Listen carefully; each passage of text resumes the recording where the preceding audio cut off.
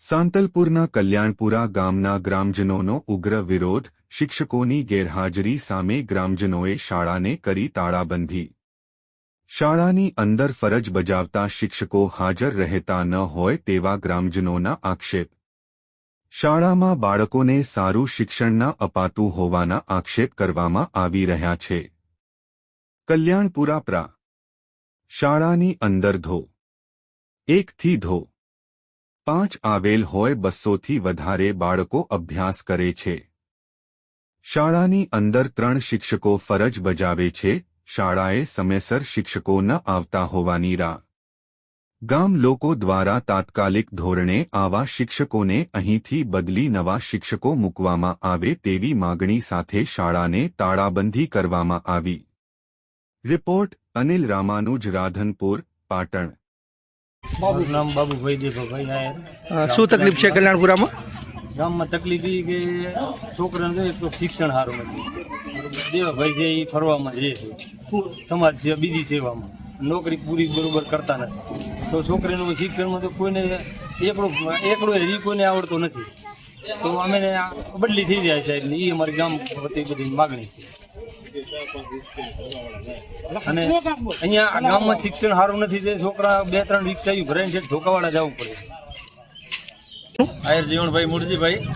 કેમ કલ્યાણપુરા ગામે સ્કૂલમાં તાળાબંધી કરવામાં આવી છે? આજે અમારું સમસ્ત ગામ અહીંયા મળ્યું હતું અને શિક્ષણની હાલત છેલ્લા 10, 15, 20 વર્ષથી એટલી બધી ખરાબ થઈ ગયેલી છે। અને જે અમારા આચાર્ય શ્રી દેવાભાઈ છે એને પોતાની મનમાનીનું વર્તન કરે છે, ગામનું કોઈ સાંભળતા નથી। અમારા ગામના પણ લગભગ 2 થી 3 રિક્ષાઓ આજે ધોકાવાળામાં શિક્ષણ માટે જાય છે અને ગામના છોકરાને કંઈ 1ડી 5માં 3જા ધોરણવાળાને કશું જ આવડતું નથી, અને છતાંય જ્યારે કંઈ કામ ગમે એ વાત હોય એટલે ગામના સામે આવીને ઉભો રહે છે। એટલે અમે આજે બધા ગામે ભેગું મળીને એવું નક્કી કર્યું કે ભાઈ જ્યાં સુધી આ માસ્ટર આ શિક્ષકની અહીંયાથી બદલી નહીં થાય ત્યાં સુધી અમે અમારા છોકરાઓને ભણવા મૂકવાના નથી, કારણ કે બહુ શિક્ષણની હાલત ખરાબ કરેલી છે। એટલે આખા ગામે સમસ્ત નિર્ણય એવો લીધો કે આપણે તાળાબંધી કરી દઈએ અને આપણા છોકરાને ઘરે લઈ જઈએ જ્યાં સુધી આનું અમારું સોલ્યુશન ના થાય ત્યાં સુધી। લક્ષ્મણભાઈ ખંડાભાઈ। કલ્યાણપુરા સ્કૂલમાં તાળાબંધી કરવામાં આવી, શું કારણ છે? છેલ્લા 2-5 વર્ષથી અમારા શિક્ષક દેવાભાઈ જે પોતાની મનમાની જ કરે છે। આપણે કે છોકરાને કાંઈ એકલો નથી આવડતો તો કે એ તો જે ભણવું એમ ભણશે, ગામવાળાને થાય કરી લે, મારું હું જે ઈચ્છું એ જ થાય।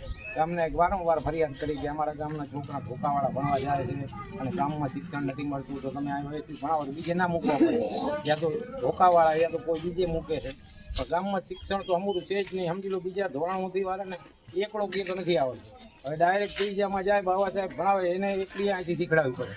હવે એવું કે 4-5 ભણાવે કાં એકડા બગડાનું ભણાવે। એટલે અમારા આખા ગામનો એ જ ધ્યેય છે કે આ શિક્ષણની બદલી થાય અને કોઈક સારો શિક્ષક મૂકે, અને જ્યાં સુધી સારો શિક્ષક નહીં મૂકે ત્યાં સુધી અમે તાળાબંધી કરી છે એમ જ રહેશે।